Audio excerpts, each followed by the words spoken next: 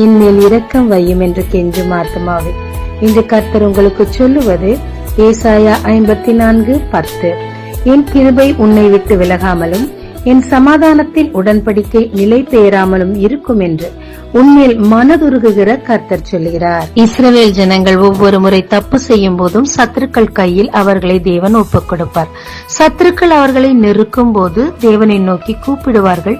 உடனே மனமுருகி ஆபிரகாமோடு செய்த உடன்படிக்கை நினைத்து கிருபையாய் அவர்கள் மேல் இறங்கி அவர்களை காப்பாற்றுவார். நான் தேவனுக்கு விரோதமாய் தவறு செய்து விட்டேன் என்று சொல்லி அவரை விட்டு விலகுவதை விட ஆரம்ப நாட்களில் அவர் உங்களோடு செய்த உடன்படிக்கையை நினைத்து அவர் கிருபையை அண்டிக் கொண்டிருப்பது நலம். ஏனென்றால் அவர் உங்கள் மேல் மனதுருகுகிறவராய் இருக்கிறார். ஜெபிக்கலாமாங்க. அப்பா என்று கூப்பிட்டவுடன் மனதுருகி ஓடி வந்து ஏற்றுக்கொள்ளும் கர்த்தாவே, உம் கிருபையை நான் சார்ந்து கொள்ள கற்றுத்தாரும். இயேசு மூலம் பிதாவே, ஆமென். இயேசு கிறிஸ்துவின் நாமத்தில் இந்த நாளில் உங்களை ஆசீர்வதிக்கும் ஜீசஸ் விஷன்.